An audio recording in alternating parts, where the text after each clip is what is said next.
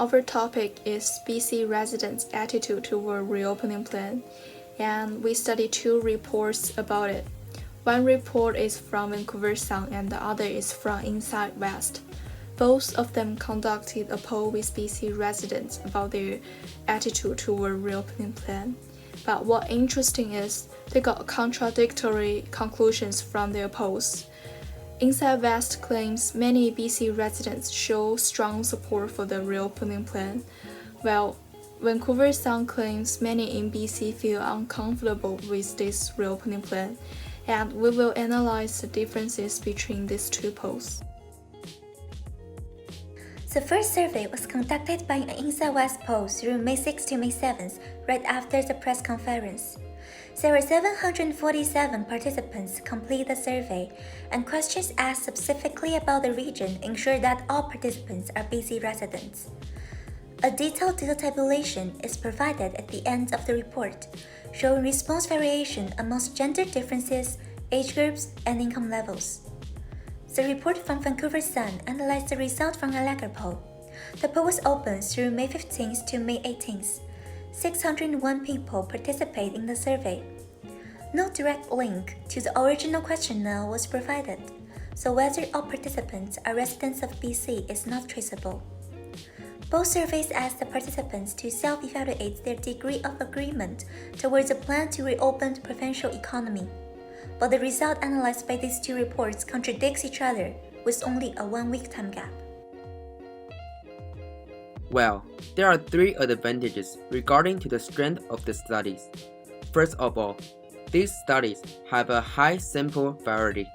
For instance, the author analyzed different age groups and occupations vote on reopening, which make the study credible than just analyze few samples. In addition, the second study randomly chose 747 BC residents as a sample, which consider a simple random sampling. It is a sampling technique where every BC resident has an even chance and likelihood of being selected in the sample. Last but not least, these 2 studies use pie charts to demonstrate the ratio of each question, which make the readers have a better understanding.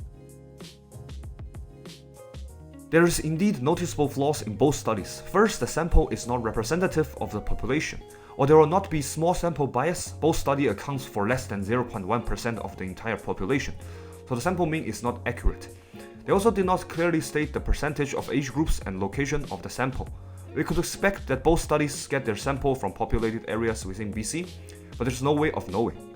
In addition, both studies are conducted by surveys and polls, so they are observational data, which could lead to non-sampling errors because people will likely to give fakes or dishonest responses.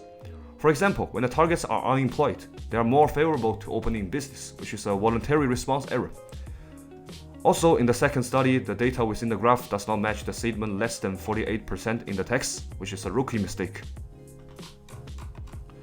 So the best solution for these shortcomings is to obviously increase the sample size. With a larger sample size, both the sample population and standard deviation will be closer to the true population, so the survey will be more credible. Also, dividing people into more detailed groups will be beneficial to reduce non-sampling errors. Double checking for error is also needed. In conclusion, the 2 studies contradict each other. One possible cause may be the different time each survey was conducted. When more people were afraid of pandemic right down the line, or it could be the surveys focused on a particular age group. Either way, we could state both studies have large room of improvement, so it is important to be careful believing in studies by surveys or polls.